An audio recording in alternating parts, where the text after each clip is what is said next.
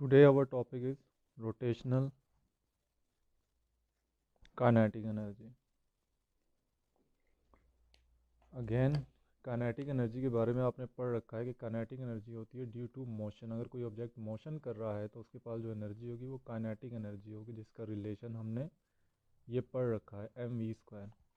अब यहाँ पे हम रोटेशनल काइनेटिक एनर्जी किसको कहेंगे? फिर आप कहेंगे ऐसी एनर्जी जो किसी ऑब्जेक्ट के सर्कल में मूव करने की वजह से हो। तो अब वो ऑब्जेक्ट मूव तो कर रहा है, क्योंकि वो सर्कल में मूव कर रहा है, तो अब इसकी जो काइनेटिक एनर्जी होगी वो रोटेशनल काइनेटिक होगी, क्योंकि वो सर्कल में घूम रहा है। इसके लिए आप एक ऑब्जेक्ट कंसीडर कर सकते हैं डॉटेड लाइन में।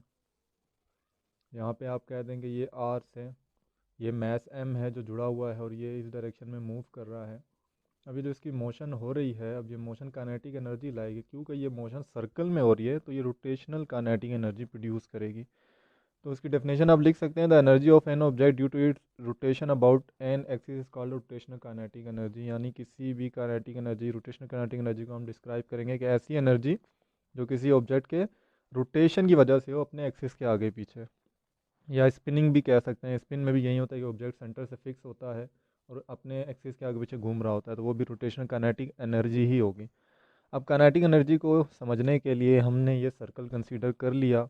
अब हम इस पे देख रहे हैं कि हमारे पास ये एक मैस है एम जो मोशन कर रहा है। इसकी मोशन की वजह से काइनेटिक एनर्जी आ रही है, क्योंकि ये सर्कुलर मोशन कर रहा है तो इस पर रोटेशनल काइनेटिक एनर्जी आएगी। और ये किस वेलोसिटी के साथ घूम रहा है? Angular velocity omega. यहाँ से ये बाहर जाने की कोशिश करता है, क्योंकि ये यहाँ से फिक्स है रिजिड बॉडी के साथ, तो ये हर थोड़ी देर के बाद पाथ इसका कर्व बन जाता है। तो ये एंगुलर वेलोसिटी ओमेगा के साथ इस सर्कल में घूम रहा है, और हमने रिलेशन पढ़ रखा था लीनियर और एंगुलर वेलोसिटी का, वो कुछ इस तरह हुआ करता था। और दूसरी चीज़ ये कि रिजिड बॉडी आपके पास हो, लाजमी नहीं है कि आपके पास एक ही रॉड है और यहाँ पे आपने एक मैस को अटैच किया है। रिजिड बॉडी में आपको पता है, अगर आप एक कंसीडर कर लें इस तरह का सफ़ेयर कंसीडर कर लें, इस डायग्राम में ज़रा रफ सी डायग्राम बना रहा हूँ, तो हर ऑब्जेक्ट पे आपको पता है सेंटर से लेकर रेडियस क्या होगा, कुछ डिफरेंट होगा, ऐसा ही होगा। लेकिन सब की जो एंगुलर वेलोसिटी ओमेगा होगी वो याद रखना है सेम होगी, हम पीछे भी डिस्कस कर चुके हैं।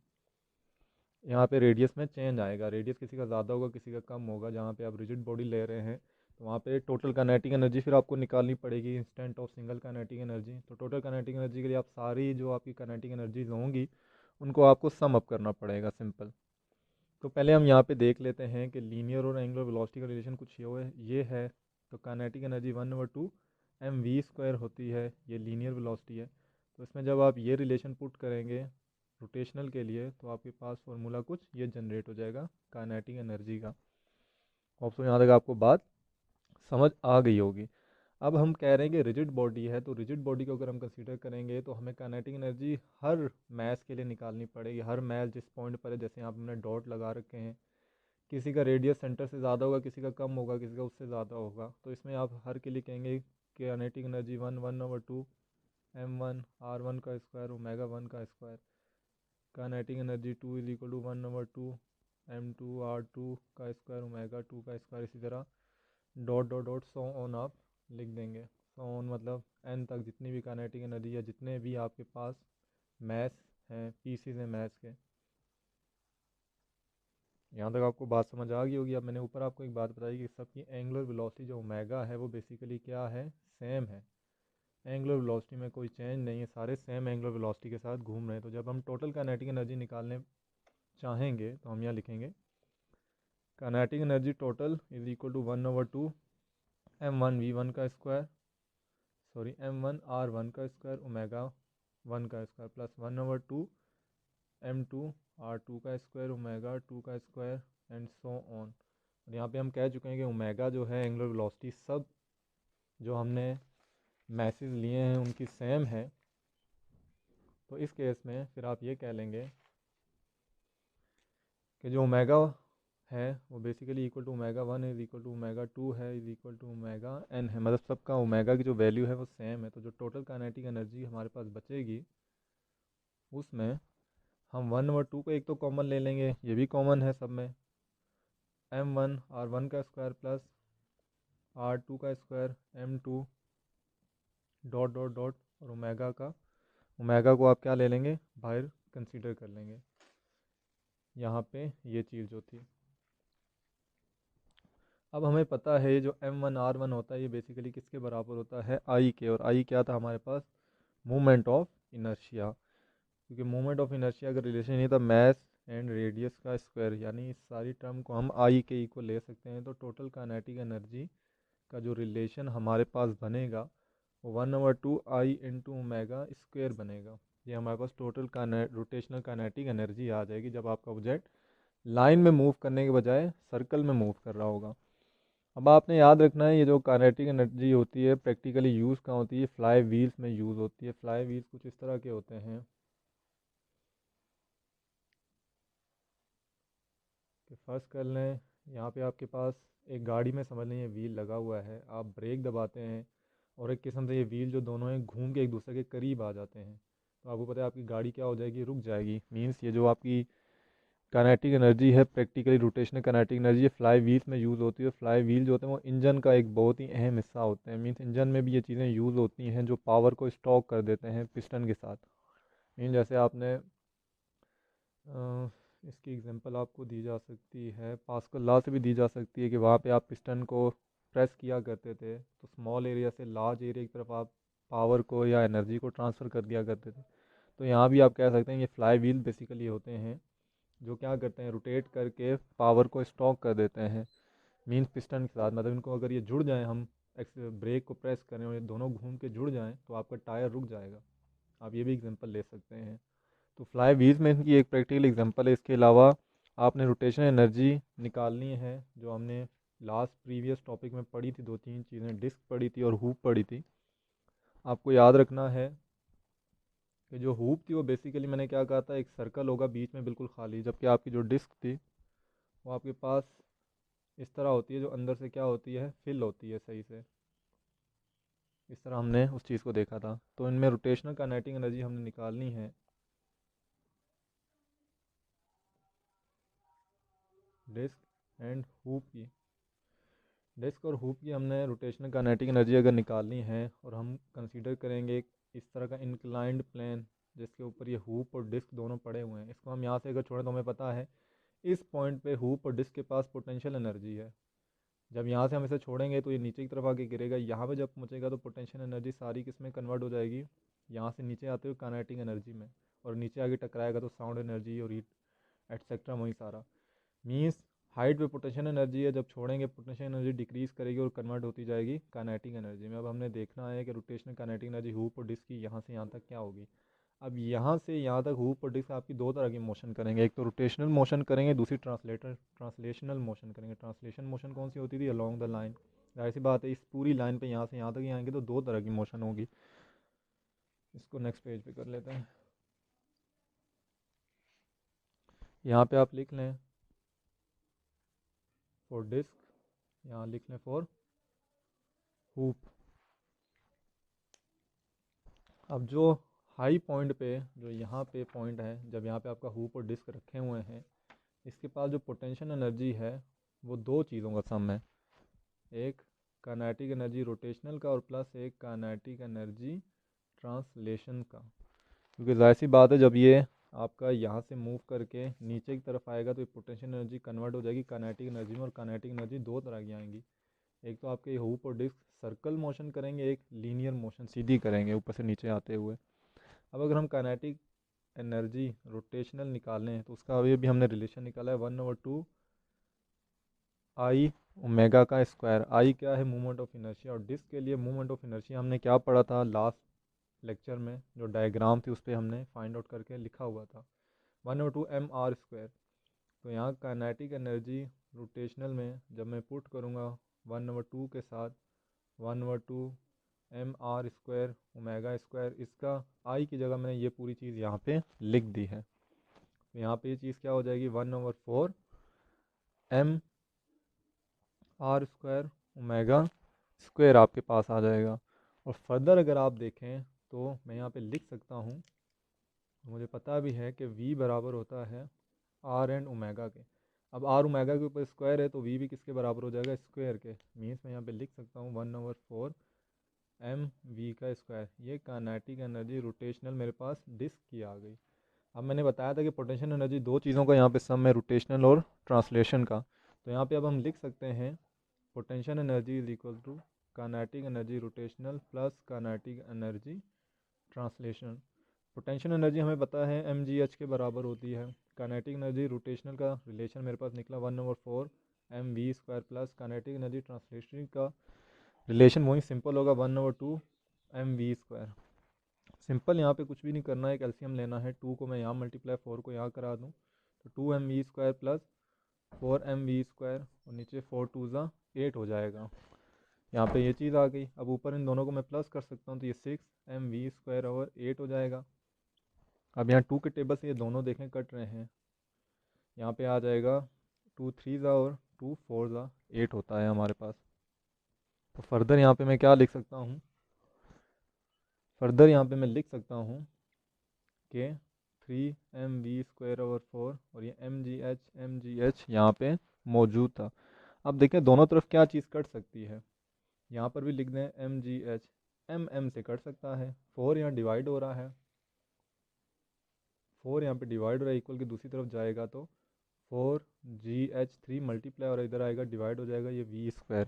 और अगर मैं अंडर रूट दोनों तरफ ले लूँ तो मैं देखता हूँ कि v बराबर हो जाएगा मेरे पास यहाँ पे √4gh डिवाइडेड बाय 3 के बराबर हो जाएगा।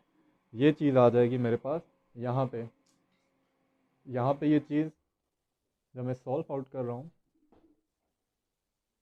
नेक्स्ट टाइम देखें, यहाँ पे मैं अब निकालूंगा हुप के लिए, यही रिलेशन हमारा होगा जो हमने डिस्क के लिए निकाला है। अब हम हुप के लिए भी फाइंड आउट कर लेंगे।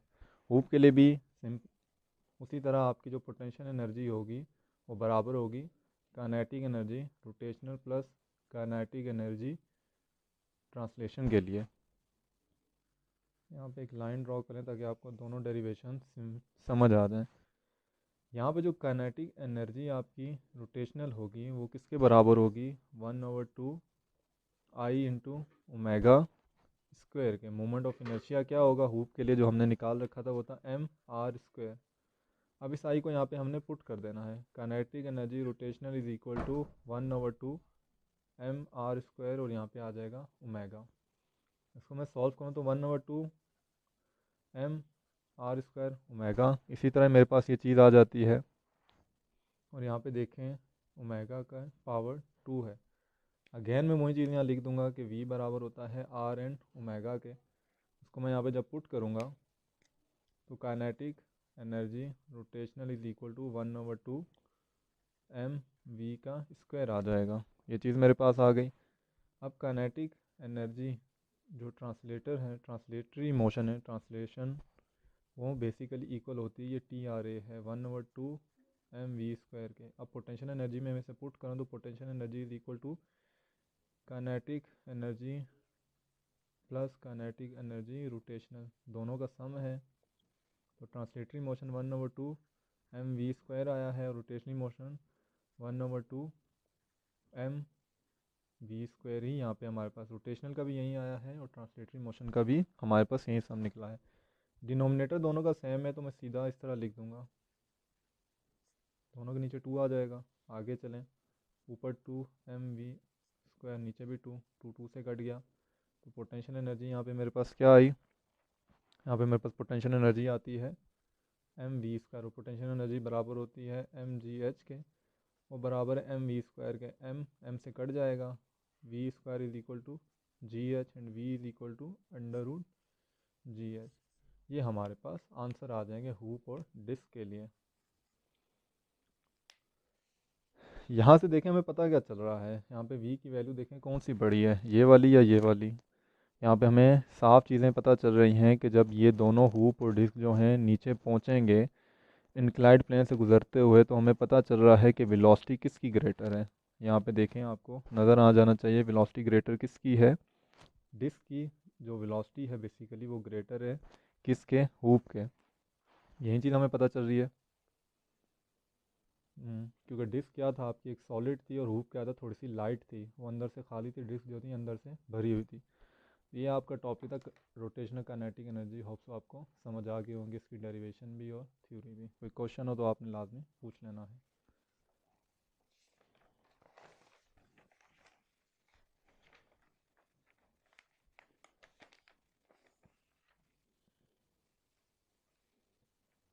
नेक्स्ट इसमें जो चीज़ है वो शॉर्ट क्वेश्चन हैं एक्सरसाइज के, वो आपने अब करने हैं। जो काम आपको दे रहा हूँ मैं वो आप देख लीजिएगा, मैं आपको यहाँ पे समझा दूंगा सारा।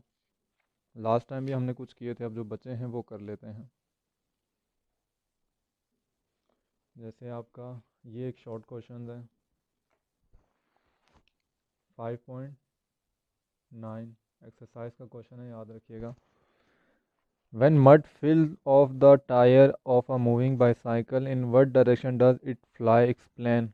वो कह रहा है अगर आपका टायर है साइकिल का या बाइक का, उसमें मड भर जाता है, ऐसा होता भी है, कीचड़ में अगर आप गुजरें तो आपके टायर में ये मड आ जाता है। अब बाइक या साइकिल तो चल रही है, पूछा ये किस डायरेक्शन पे गिरेगा।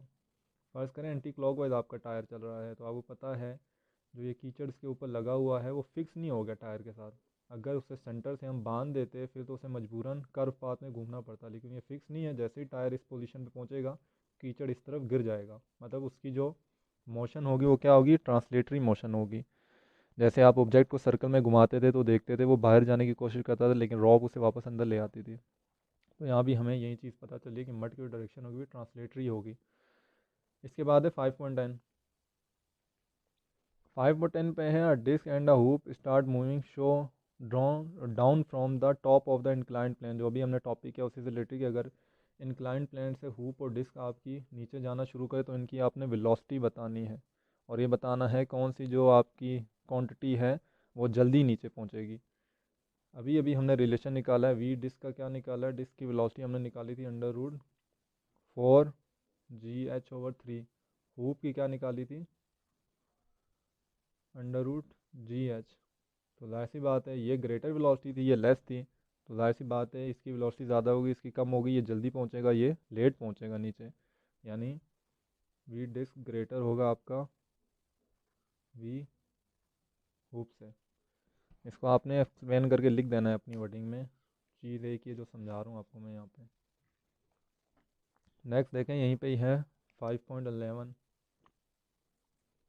5.11 है, why does a diver change his body position before and after diving the pool. जो डिविंग वाला केस हमने पढ़ा था कि तैराक जो होता है प्लैंक से जंप लेने से पहले अपनी पोजीशन को चेंज क्यों करता है। पहले वो बिल्कुल इस तरह स्ट्रेट होता है, फिर वो इस तरह कर्व में खुद को बंद कर लेता है। उसमें वो पूछ रहा है ऐसा क्यों कर रहा है। यहाँ पे हमने एंगुलर मोमेंटम पढ़ा था और हमने कहा था इनिशियल एंगुलर मोमेंटम और फाइनल एंगुलर मोमेंटम सेम होता है। यहाँ पे वही चीज़ आपने एक्सप्लेन करनी है। वो कैसे सेम होता है, इनिशियली जब उसके हाथ और पाँव बिल्कुल सीधे होते हैं तो मूवमेंट ऑफ इनर्शिया ज़्यादा होता है। मूवमेंट ऑफ इनर्शिया आपको पता है mr² पे डिपेंड करता था। यहाँ पे देखें रेडियस ज़्यादा है तो मूवमेंट ऑफ इनर्शिया ज़्यादा है, लेकिन एंगुलर मोमेंटम में हमने ये दो चीज़ें देखी थी। अब एंगुलर मोमेंटम इसमें मूवमेंट ऑफ इनर्शिया ज़्यादा है, लेकिन जो एंगुलर वेलोसिटी है इस पॉइंट ए पे कम है, क्योंकि अभी रोटेशन कम हो रही है। एंड जब वो बी पॉइंट पे आता है तो वहाँ पे मूवमेंट ऑफ इनर्शिया आप देखते हैं क्या हो जाता है, कम हो जाता है, क्योंकि रेडियस क्या हो जाता है, कम। ऐसा ही रेडियस कम हो जाता है, लेकिन एंगुलर मोमेंटम जो होती है वो सेम ही रहती है जितनी पहले। उसकी वजह ये कि पहले ये ज़्यादा था ये कम था, लेकिन बी पॉइंट पे वो ज़्यादा तेज़ी के साथ घूमता है क्योंकि वो खुद को बंद कर लेता है, तो ये चीज़ ग्रेटर हो जाती है। तो before and after angular momentum क्या रहता है, constant. L is equal to आपका यहाँ पे I1 omega 1 is equal to I2 omega 2 is equal to constant. इसको भी आपने अपनी वर्डिंग में लिख के भेज देना है। इसके अलावा और कोई न्यूमेरिकल मेरे ख्याल में नहीं रहता, या शॉर्ट क्वेश्चन जो हमने एक्सप्लेन ना किया हो। तो ये सारे आपके शॉर्ट क्वेश्चंस हो गए हैं एक्सप्लेन। इसके अलावा न्यूमेरिकल कुछ रहते हैं। न्यूमेरिकल आपके दो ही हैं, 5.5 है एक, और एक 5.7 रहता है। तो ये अगले टॉपिक में डिस्कस कर लेंगे। होप सो आपको ये लेक्चर समझ आएगा यहाँ तक। क्वेश्चन हो तो लाजमी कंसर्न कर लीजिएगा, पूछ लीजिएगा। Best of luck.